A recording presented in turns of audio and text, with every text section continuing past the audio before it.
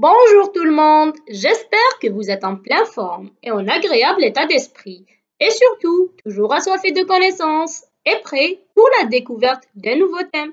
Celui d'aujourd'hui portera sur l'histologie thyroïdienne. Premièrement, sur le plan histologique, la thyroïde est une glande endocrine. Cela veut dire qu'elle déverse ses hormones dans la circulation générale. Elle est lobulaire, donc composée de plusieurs lobules. Chaque lobule fait de follicules thyroïdiens, le tout baignant dans un stroma conjonctivo-vasculaire. Deuxièmement, sur le plan morpho-anatomique, la thyroïde se situe sur la face antérieure du cou. Elle est en sous-cutanée, en avant de la trachée et au-dessous du larynx. Elle est formée de deux lobes latéraux trachéaux reliés par un isthme central. Cette position superficielle la rend facilement accessible à la palpation en cas d'hypertrophie. Chaque lobe est composé de plusieurs follicules thyroïdiens, qui est l'unité morphofonctionnelle de notre glande.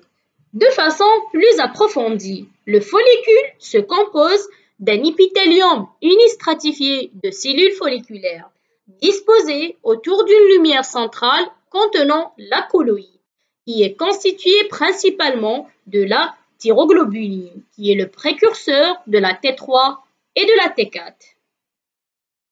Maintenant, on va s'intéresser aux deux populations de cellules thyroïdiennes. Petit a, les cellules folliculaires, aussi appelées les thyriocytes, qui sont majoritaires. Ce sont des cellules polarisées présentant des microvillosités apicales en regard de la colloïde. Elles présentent un gros noyau qui est parabasal, un cytoplasme abondant, riche en appareil de Golgi, un réticulum endoplasmique, des mitochondries, des lysosomes et des phagosomes. Donc, tout l'équipement nécessaire pour la synthèse de la thyroglobuline. Petit b, les cellules parafolliculaires, aussi appelées les cellules claires ou les cellules C. Elles sont localisées à la jonction des tiers supérieurs et moyens dans chaque lobe. Elles synthétisent et sécrètent la calcitonine, qui est une hormone hypocalcémiante. Elle augmente la captation du calcium par les ostéoblastes, comme elle augmente l'excrétion rénale du calcium. Tandis que les cellules folliculaires sont issues du feuillet endodermique. Les cellules C ont une origine embryonnaire différente qui est neuroectodermique. Et finalement, la colloïde, qui est le contenu délimité par les cellules folliculaires. Elle est d'aspect variable, soit dense homogène ou bien granuleuse. Elle dépend de l'activité de la glande.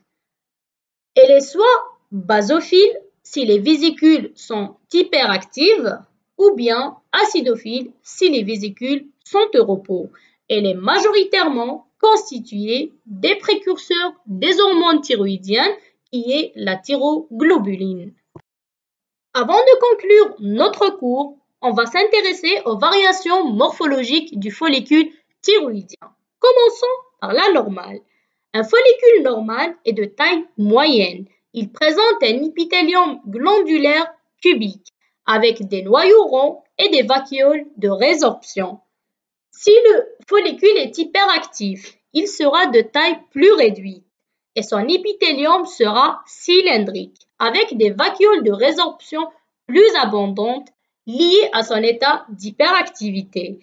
Et finalement, si le follicule est en état d'hypoactivité, il sera plus volumineux avec un épithélium plutôt aplati et des noyaux hyperchromatiques et une colloïde qui sera durcie. Ceci était tout pour aujourd'hui. Retrouvez-nous prochainement dans une nouvelle vidéo. N'oubliez pas de vous abonner et de liker le contenu. D'ici là, ne cessez pas de vous améliorer et de faire un nouveau pas quotidiennement vers votre rêve. Rien n'est facile, mais tout est accessible. Salam.